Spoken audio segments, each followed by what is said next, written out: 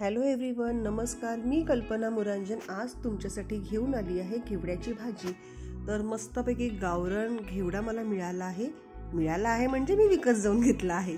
तर अशा पद्धतीने मी हा पाव किलो घेवडा आता स्वच्छ धुवून घेतला आहे. दोन्हीकडचे आहेत ना दोरे ओढून काढायचे आणि मग आपण त्याला असं लहान लहान तुकडे त्याचे हातानेच मोडून घ्यायचे. काही सुरीने वगैरे कापायची गरज नसते घेवड्याला.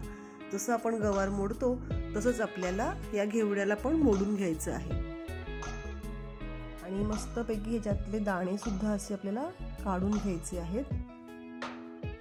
असा हा दोरा निघतो. तर हा दोन्हीकडचा दोरा काढला का तो घेवडा ओपन केला जातो आणि मग त्याला असं आपण मोडून घ्यायचं.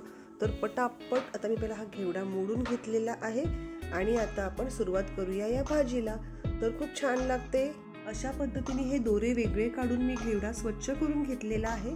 आता एका पॅनमध्ये मी ही भाजी करत आहे. तुम्ही कढईमध्ये घेऊ शकता, करू शकता कशातही. तर 2 ते 2.5 टेबलस्पून ह्याला मी तेल घातलेलं आहे. तेल व्यवस्थित गरम होऊ द्यायचं आहे आपल्याला. त्यानंतर मी यामध्ये अर्धा चमचा मोहरी आणि अर्धा चमचा जिरे घातलेलं आहे. आधी मोहरी तडतडली का लगेच जिरे घालायचे आहे. आता या सीझनला घेवडा खूप छान मिळतो. ॲक्च्युली मी लेट पोस्ट करत असते प्रत्येक वेळेला, मला जमेल तसं मी पोस्ट करते. तर थंडीपासून खूप सुंदर घेवडा मिळतो. उंदियासाठी वगैरे पण बरेच जण घालतात. आता मी इथे ना एक मोठा कांदा घेतलेला आहे बारीक चिरून. त्याच्यामध्ये कढीपत्ता घातलेला आहे.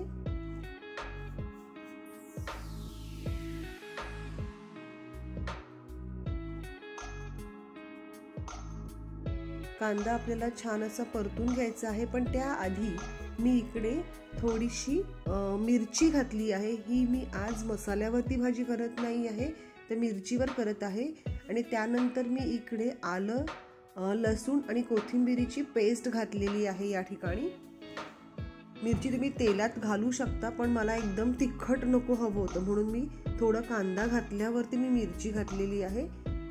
त्यानंतर आपल्याला हा कांदा मऊ झाला की पाव चमचा हिंग आणि अर्धा चमचा हळद घातलेली आहे.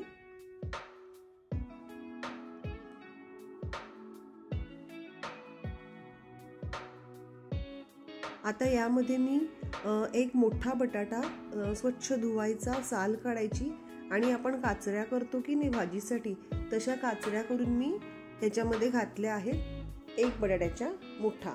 आणि त्यानंतर जो आपण घेवडा घेतलेला आहे स्वच्छ करून, तो घेवडा मी यामध्ये ॲड करणार आहे.